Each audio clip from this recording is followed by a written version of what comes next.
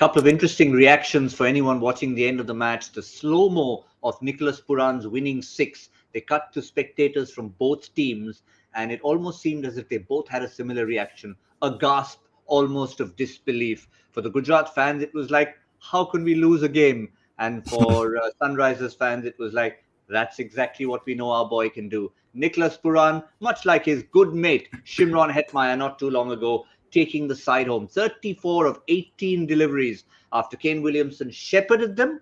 But then once he got out, there could have been a few flutters that were coloured orange. But they made it look easy in the end. 5 balls to spare, 168 for 2, winning by 8 wickets.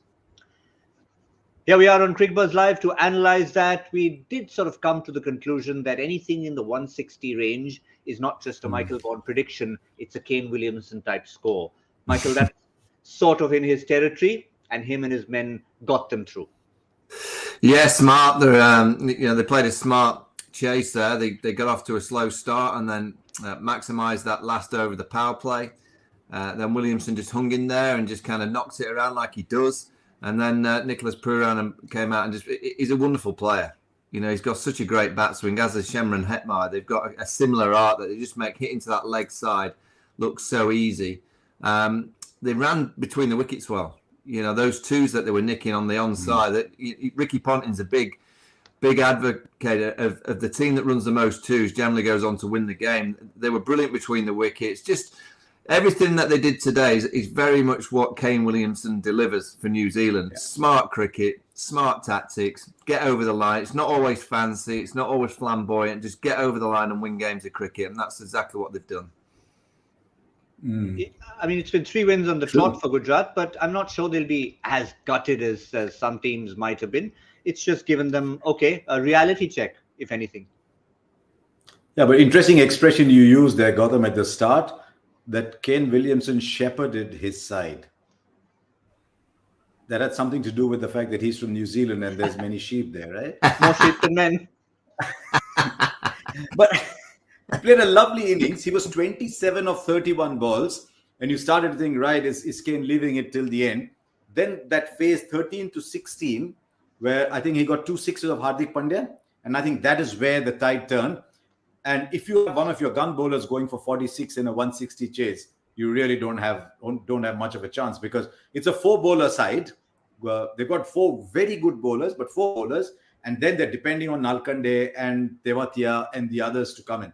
So, which is why I actually think they might want to play Drakes at some point to just get a proper 5th bowler and maybe look for an Indian keeper. But you're absolutely right. Typical Williamson innings, but they'll be very happy on 2 or 3 counts, Hyderabad.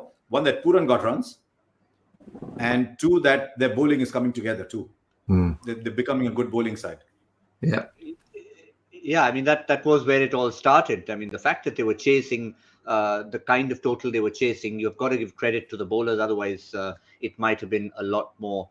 Hardik Pandya, of course, played his role. Michael, was at any point, did you think during the run chase after Williamson had left, Rahul Tripathi was the man who had done so well, suddenly falls down in a heap and had to retire hurt. But with Pooran and Markram coming, they sort of steadied the ship and took it home.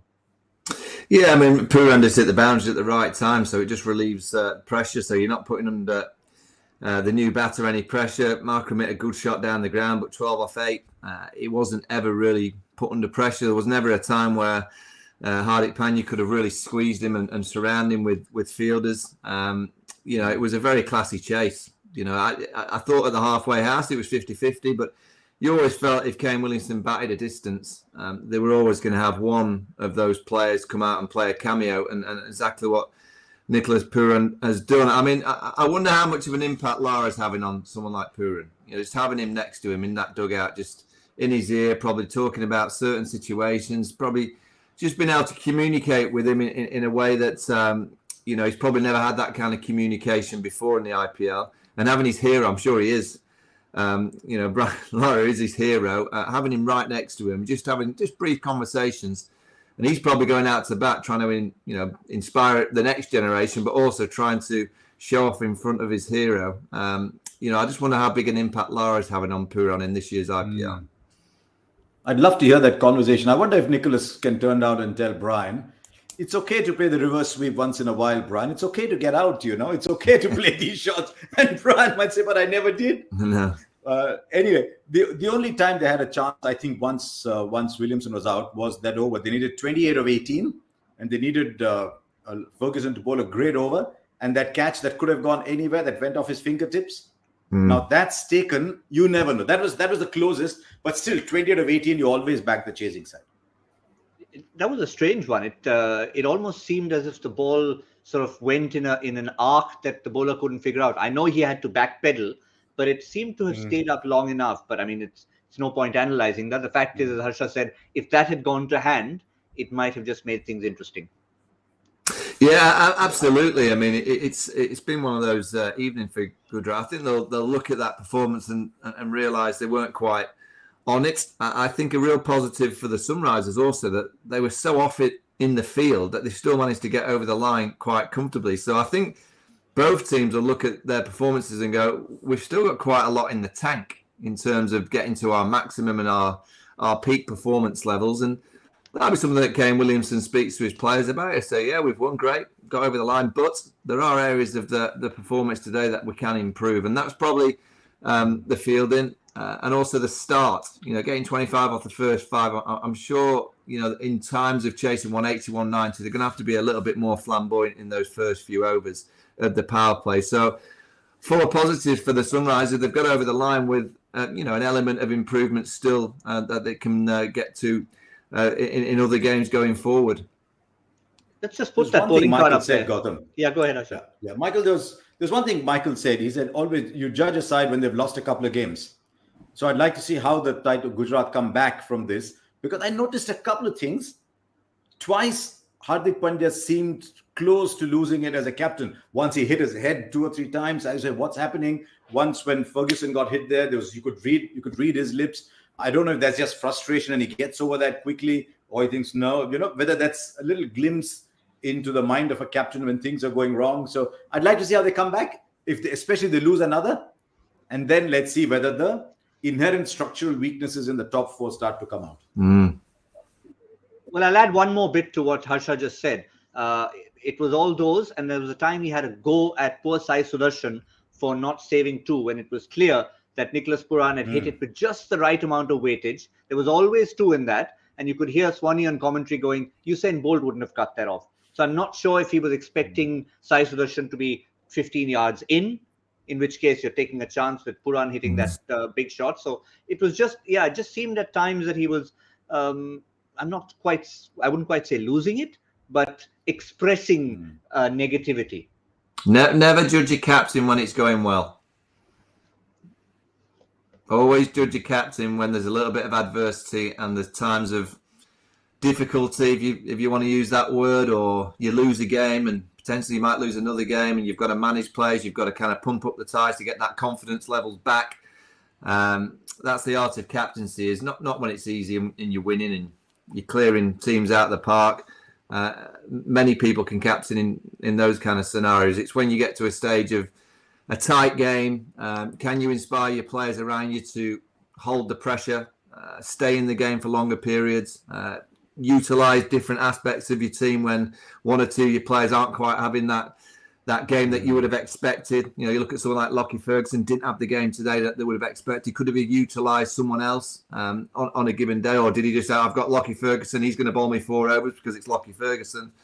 So this is the infancy stages of his captaincy, and it, like as you do as a batter, as you do as a bowler, the most important aspect of captaincy is actually analysing after the game what you've done and what you've thought and how you acted, and learn from if he's made mistakes and his mentality wasn't quite right at that particular moment. You can improve as a captain every single game, and that's something that he'll have to learn on. Yeah, and especially what's the external part of it, Harsha. I mean, he is a performer. Whether for the right or wrong reasons, he's appeared on chat shows. So he knows what it is to be in the public eye. He knows that people are looking at him. So he knows that if he's hit his head like that, there's going to be slow-mo memes for the next 1 week. There's always a captain cam, isn't there? It's a 27-28 camera coverage. There's always one on the captain. Always. He'll get there. Maybe he's just naturally a very expressive person.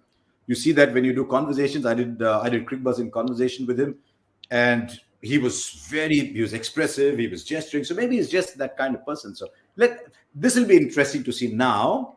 Okay, what do they do in the next game? So we'll wait and see. Yeah, we'll wait and also see what he says after the game. But interesting, when he was talking about the body language and the external influences on you, Michael, I was thinking of the golf that we both watched last night, and Scotty Scheffler, not getting technical in the game of golf, but for everything he did, Harsha, with the golf game, it was the fact that he didn't react to everything that was happening around him. And there were times he could have fallen apart. He didn't. So you were saying he was boring? Yeah, he was very boring. He was very boring on television, but he won a green jacket. Simple as that. I'll tell you what, I used to watch golf from time to time when you didn't have too many distractions. And there was this German golfer called Bernhard Langer. And Bernhard Langer smiled about once every decade or so. He was a machine.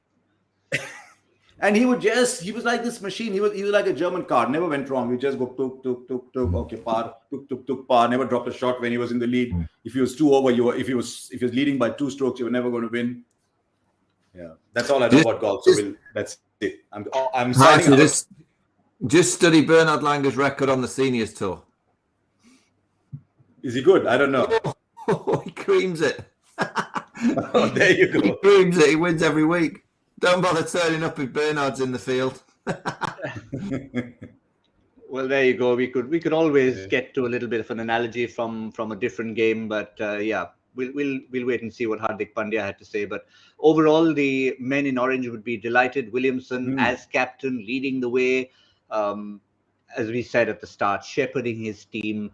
But if you just one more look, Michael, at that batting card, and I think the one thing that will please them is everybody got in and made an impression. They could have easily had the opener, Abhishek Sharma, having an odd failure. Every little thing would have put pressure even on a 160-run chase. Yeah, and again, I'll go back to Kane Williamson. It's a very similar scorecard that you would see from a New Zealand team. Everyone contributing just something. Very rarely is there just a standout individual in a New Zealand performance. It's always a team effort. It's always a collective effort. And that's exactly what the Sunrisers delivered this evening. Just a collective, just a 17 off 11. It's a movement. That 6 that Tripathi hit before he had to get. Obviously, and I hope his calf's all right. I think it looked like a bit of cramp. So hopefully he's going to be fine. But that 6 was a big momentum shift in the game, and then he goes out, and then the next player comes out there and just continues in that steady kind of, if you like, boring. If you want to call it boring, but I just call it just winning. You've got to win. And you've got to get over the line. And under Kane Williamson, whatever team he generally plays for, he's very, very good at getting his teams to get over the line. That's why he's a high-class captain. He said there was 7 to 10 short, Gautam. Yeah. Hardik Pandya says at the end, we were 7 to 10 short. That would have made a difference. And he said, we'll have a chat and a laugh before our next game. That's the line that stuck with me, Harsha. I mean, I'm sure it would have with you as well. And I think that's probably the right way to go about it. I don't know. I've never led a team that's lost a game and has to come back, so I would know. Yeah. Get a comedian in to tell them a few jokes. Have a laugh and they'll be all right. I'm sure there's no shortage of laughs with Ashish Nehra in that dressing room. Yeah, I'm sure. But sometimes, that's what's required. You need a little bit of light-hearted banter in the dressing room, and I'm sure they'll have characters within there that will create some kind of vibe and buzz. But ultimately, it is around the next game, the next performance. Can they play better? And that's they'll be honest and truthful with each other. They just didn't play to the standards that we'd seen. The last game I thought they got a bit of a warning. They only just got over the line. The first 2 games I thought they were a bit more consistent, and then in the last 2 games they've now lost. They only just won the previous game. So there's areas of the team. It's a new franchise that they'll know that they can improve upon. Yeah, let's not forget about that last gasp victory last time around. It was spectacular, but it was last gasp. Yeah, just to add to what Hardik said, Harsha, at the pre-match, Shubman Gill mentioned that it's Ashish and Hardik who keep things light in the dressing room, and they try and make sure that anything that happens on the field, particularly negative, doesn't get carried off it. Yeah, it sounds good, as Michael said at the start. Sounds good to say that when you're winning. If they lose a couple, then it'll be interesting to see what the conversations are, because they will lose a couple. This is the IPL. You never string together 5, 6, 7 games. You will lose 2 on the trot somewhere, sometimes 3 on the trot somewhere. So that is when you're tested, and that's why it's such a grueling tournament. because everybody is tested at some point. It's very rare. I think it might have been CSK one of the years, or might have been Mumbai in 2020 when they cruised through the whole season. Otherwise, it hardly ever happens. I was just waiting for you to say 4 in a row, Harsha. Sometimes you lose 4 as well. Yes. Yes. Go on. He's putting his KKR hat on and imagining me to be CSK or Mumbai. Very rarely it happens, but yeah. It does. It has, and one of the two teams are going to be out there tomorrow. But we're going to talk about that later. One quick look at the bowling that we just saw and talked about. Just having a look at the numbers and see if we can look into it. Rashid Khan always ends up picking up a wicket, but not quite one of his 4 over 16 run type days. Mohammad Shami likes to take wickets up in the power play. That didn't happen for them.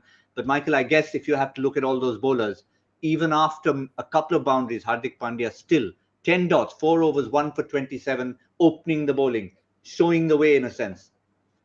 Yeah, high class. He's a leader of the side. He's batted with great maturity. He'll probably think now that he could have gambled a bit more with the bat in hand to get that 7 to 10 more runs that he has just spoken about. But with the ball, I think that's a great plus for the Indian side as well. If you get Hardik Pandya bowling and batting in the top 5, I always look at the Indian kind of white ball team and they're crying out for some of the batters to be bowlers. They need all rounders. You need more.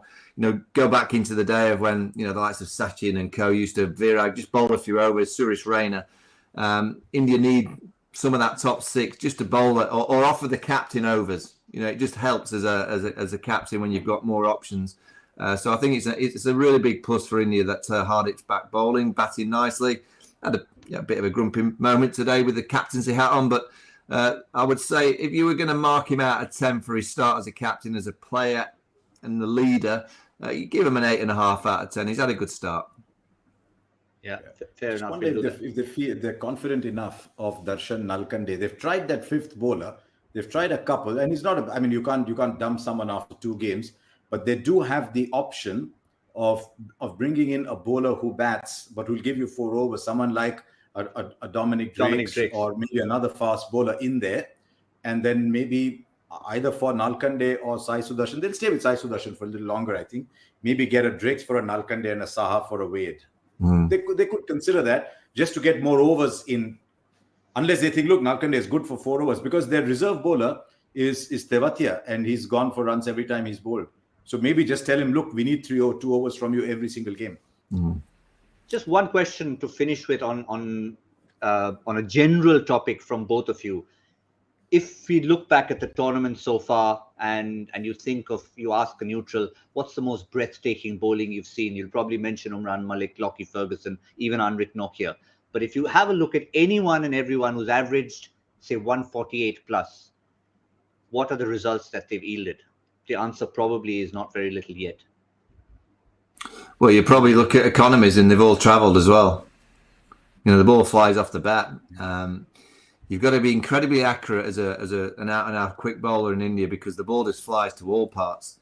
Umesh Yadav is having a good time of it, but he's skillful. And I think it's all right having pace, and you need pace. It's a great, probably the greatest strength of any young quick bowler. You've got to have pace, but with pace you need skill. You need skill and you need variation. You need the ability to bowl the Yorker, the wide Yorker, the slow balls. And it's not just one slow ball. You probably need 2 or 3 different slow balls to the different right-handers, to the left-handers. You don't want the same slow ball to a right-hander as you would to a left-hander.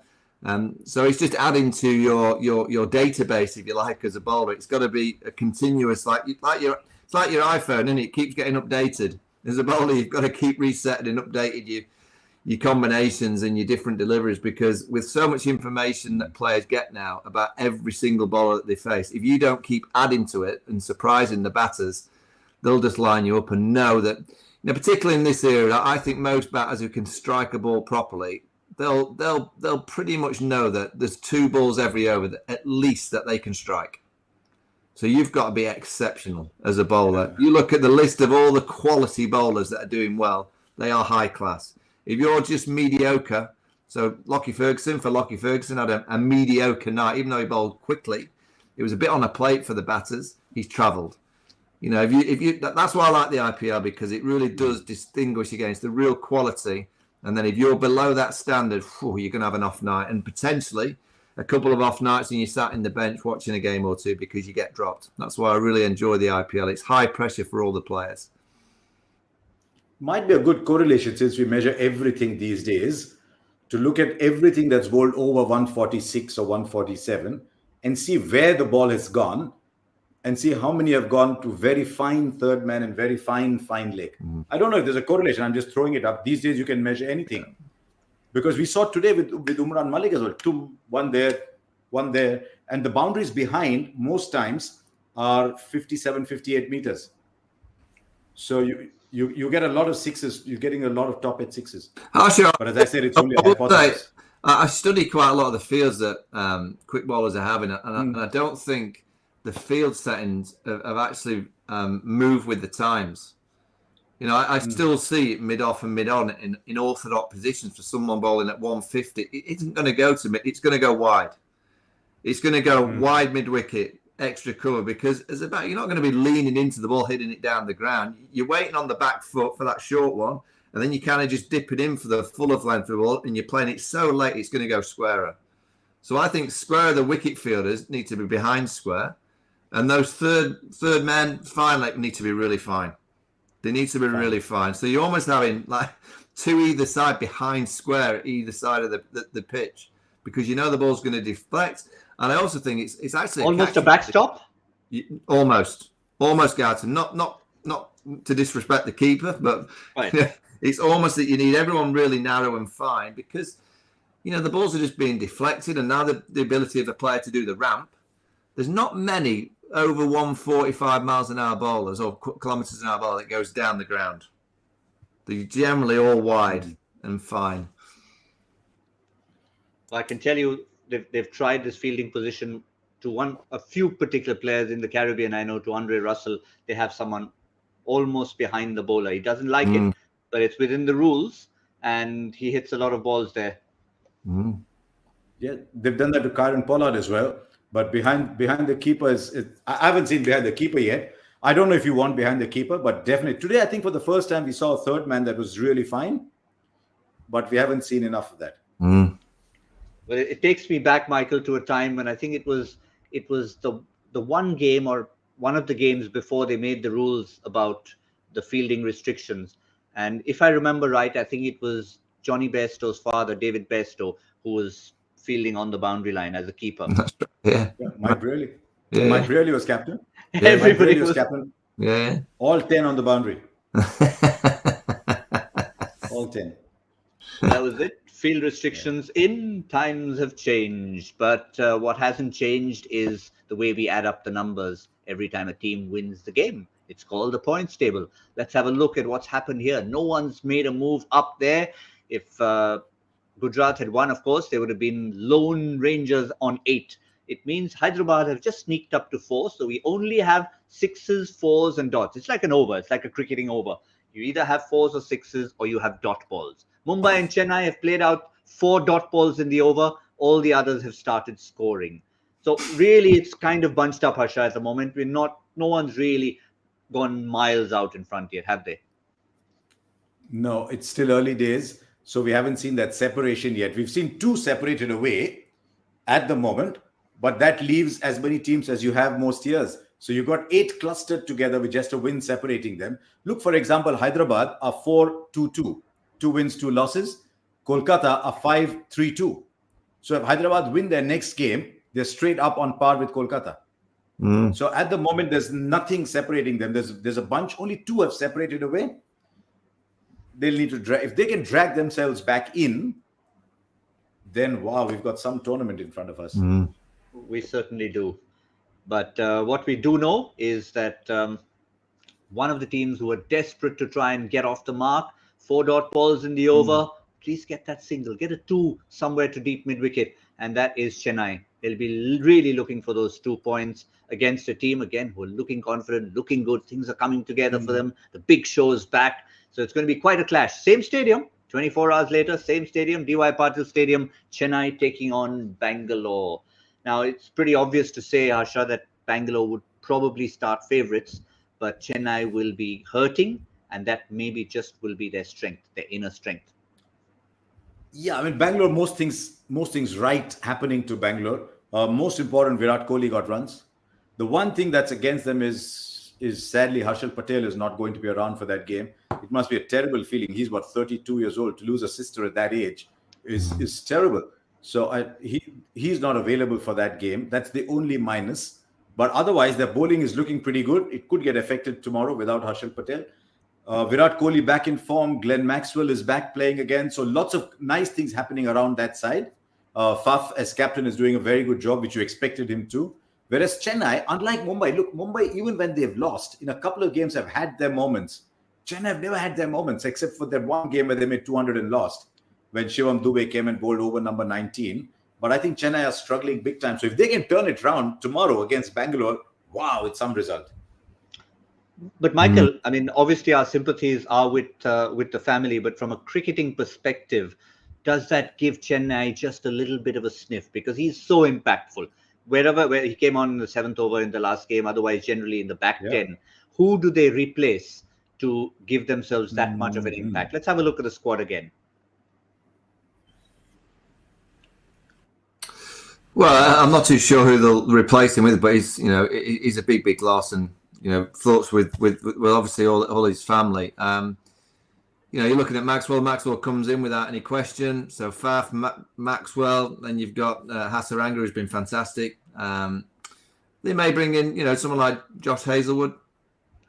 Hazelwood could come in potentially. Yeah. Berendorf, I'm not too sure. They might look at the Chennai or trying to look at the Chennai batting lineup to think how many left-handers, right-handers. If there's a lot of right-handers, Berendorf is very, very dangerous to the right-handers. He does get the ball shaping back in. We'll have to wait and see. I think Bangalore have just found something with Faf du Plessis. I just think he's a very, very smart person. He's good at communicating with everybody. So he'll make everyone feel absolutely welcome and wanted in the side. Even when they're not in the side, I think he'll be putting his arm around players and making sure that they're keeping themselves upbeat. Virat scoring runs in the last game was crucial. Virat, we know how great a player he is, and he gets on a roll. He can turn up and beat any team on his own, but I would have them still as favourites. Even no Harshal Patel, I still think they're playing so well. And Chennai, I don't know what it is. I mean, MS Dhoni's a genius. He's passed on the mantle just at the right time. Before we go to Chennai, Harsha, the only thing about getting in a Berendorf or a Hazelwood is that if Willie continues to play, they don't have that. What they'll have to do is they'd have to go. If they lose Harshal Patel, they're losing 4 overs. So they need 4 overs coming in. Yeah. So I don't know if Hazelwood is now available. So because they're only using Willie for 2 overs. Yeah. One option is to do a straight swap, get Siddharth Kaul in for Harshal Patel. But if they want 4 overs, then they'll probably get Hazelwood in for Willie and Siddharth Kaul in for Harshal Patel. Yeah. That could be one option. Otherwise, they'll just say, look, David Willie, you've done nothing wrong. I know you've bowled 2 overs. We'll give you 3 tomorrow. But you've done a good job. He's always gone 2 overs under 10. He's bowled well in the power play. So they might well tell him, you stay on in the power play. We bat you anywhere we want. Our batting's much deeper. And we'll just get Siddharth Kaul in for Harshal Patel. In any case, we've got about 24, 25 overs on the park. So they'll be okay. Yeah, 2 overs for 8, didn't bowl again, David Willie, the last time around. But let's look at the opposition. The men in yellow, captained with their new captain. We've already, I think, had many discussions on the captaincy of Jadeja, but now it's up to the players to deliver out there. Just looking at a possible combination, looking at this opposition, looking at the possible firepower that will come at them, does that change plans at all? Or does the fact that they're 0-4 means they throw in somebody else in the deep end? Oh, I reckon we'll see changes. When you're losing, you just keep changing to try and find that formation that just gets you that first win. Faf du Plessis, I think, is a huge loss for Chennai. Lord Thakur, I just think, high class. They've just not got the squad that you've seen in recent times, where you look at them and think, they're going to be that right there at the back end. MS Dhoni's a year older. He's not the captain anymore. We know the influence that he has as the leader. Just turning up, I'm sure he used to send shivers down the opposing players by just being behind them as the leader, where he's not there anymore leading. He's passed the mantle on. And it will take time. When you've been such a great franchise with one captain who's had so much success, there's bound to be a bit of a downtime. There's bound to be a year, maybe a couple of years for them to just regenerate the side and try and bring in a few younger players and a few different combinations. So it doesn't surprise me that Chennai have struggled this year with the changes, with a bit of the quality that they're missing. I didn't think they had the greatest auction. You know, of all the time, I didn't think they were smart enough in the auction. It was almost as if, oh, we're Chennai, we know what we're doing. I didn't think they had a great auction. You know, I think it might be a season where they'll just have to find out about a few combinations and a few players to try and get some kind of momentum into next year. I don't see them competing this year at all with that squad. Yeah, fair enough. They don't have too many options. Exactly. You put that list up. It's not that the bench is crying out to play, so they don't have too many options in the bench. They've got to find ways of playing pretty much with this side, because Chahar is not back for a while. I mean, you've got Dwayne Pretorius, who had a couple of really good games, but you're playing Chris Jordan and you're playing Dwayne Bravo. So what did they do last time? They played another overseas. They got Tikshana in. They played only 3, I think. No, they're Tikshana. Yeah, they brought Tikshana in. Yeah, they brought Tikshana in.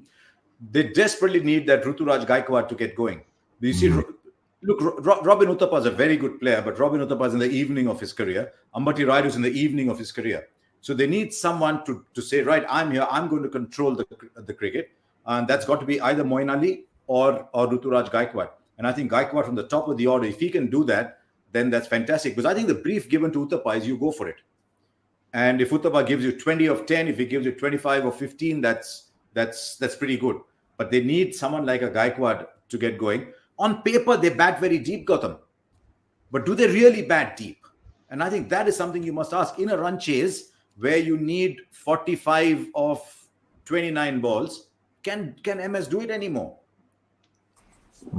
So on paper, it looks deep with Bravo and Jordan batting 8 and 9. But in reality, are they actually batting deep? And that's something I'm not convinced about. And the Jadeja with a free mind, the Dhoni of old. As you said, it's on paper. It's those same names. On paper, they look exactly the same. But things could have changed. And maybe there's a way to get one of those tall buildings around the DY Patil and tell Ruturaj Gaikwad that's the Burj Khalifa. Because he scored runs for fun in the Gulf. He just can't do it in India at the moment. That reminds me of Chris Woakes in Test cricket for England. As soon as he gets on a plane, he struggles. I've always said to the psychologist, why don't you kind of have a shrink every morning with him, just telling him he's in Birmingham, wherever he is in the world. Oh, I thought it's because of traveling overseas. No, he's not scared of flying, is he?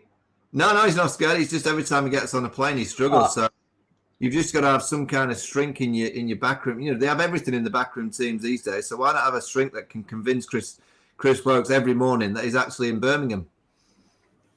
Yeah. Where did the word come from, though? That's interesting. When did that particular kind of person start being called a shrink? I don't know if I made that up. We'll ask Joy. Shrink.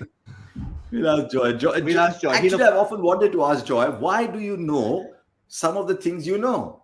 Yeah, he'll do a full episode on retro reels just about shrinks and where it started and where the first cricketing shrink came in, and then link it back to sports. So good on you, Joy. Yeah, but did any shrink play cricket? There must have been a shrink. Was Brearley the first shrink to play cricket? Yeah, I guess he was. So the sun's starting to shine in the UK, and it's affecting my light. It's not often that we get. It's very dramatic, Michael. It looks lovely. I'm just in. It's for the Orange Army that's won today. I'm making myself orange. Lovely. It looks really nice, that sun in the evening. But yeah, it was a good sunrise for the Sunrisers, certainly, even though it'll be setting very soon over in England. No, it's not that bad. Oh dear, Gautam, you had to. It was a sunrise today. Oh dear, Gautam. It was that kind of day. But of course, speaking of joy, and before we get to the joy factor question, since I've brought it up, and if you guys have liked the earlier episodes of Retro Reels, well, there's much more to come. Yeah. Latest episode is already out there on Cricbuzz Plus. Lisa was telling us about a few stories, how this one is focused a little bit on the Indian women playing their first World Cup final in South Africa in 2005. So lots to look forward to on Retro Reels. Future episode will feature shrinks. We can promise you that much. Joy likes to sort of work these things in, but he also likes his quizzes. Michael Vaughan doesn't. But I'm sorry, you'll have to just live with it for a few seconds. I'm going to ask my little friend see if they know this one. Go on, where's the question? Right, let's give you the question again, which we gave you a little while ago. And today's question is, which Indian cricketer changed his jersey number? Your guys will struggle with this one. To a particular numeric, which in Hindi or Urdu sounded like his father's first name.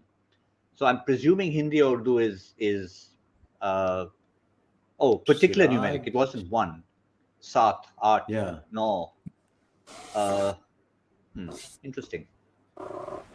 No, it's a no from my friends. They're baffled by the question. They can't even understand the question. Never mind, get the answer. Norman. So who wears number 9? Anyone who wears number 9? Jadeja? Jadeja. Could it be Jadeja? But, Does he wear 9? But Jadeja's father is not called Nauman. Fair enough. I was just throwing it out. All right, let's give you the answer. Let's give you the answer. Who it is. And okay. I had the no. Naushad. Nausat, 97. Naushad is Nausat. That's a nice one. Okay. Very nice. Nausat 9 and 7. Okay. Yeah. Naushad. Unusual Nausat. number. Okay. Specialist batsman who doesn't bat, Sarfraz Khan, in case you missed him there, plays for the Delhi Capitals, sits on the bench, has many conversations with Ricky Ponting and Rishabh Pant, but doesn't get a chance to bat. But we hope Sarfraz Khan, number 97, will get a chance to show his wares very soon. Who spotted the Nausat first of all? Let's give you a pat on the back. And the answer is Abhijit Vangipuram. Well done, Abhijit Simha. That's your Twitter handle. It's not a name I've heard before. Vangipuram. But Vangipuram is very close to Vangipurappu. Correct? Vangipurappu Venkatasai Lakshman. Correct. He's Vangipurappu. Correct. In the great tradition of Sagi Lakshmi Venkatapati Razu. Oh dear, don't get Harsha started. He loves names from the southern part of India and, of course, from our neighbors on that wonderful isle who are having a hard time. And, of course, our thoughts go out to them. We hope everything gets back to normal very soon in Sri Lanka. But for now, congratulations to our quiz winner.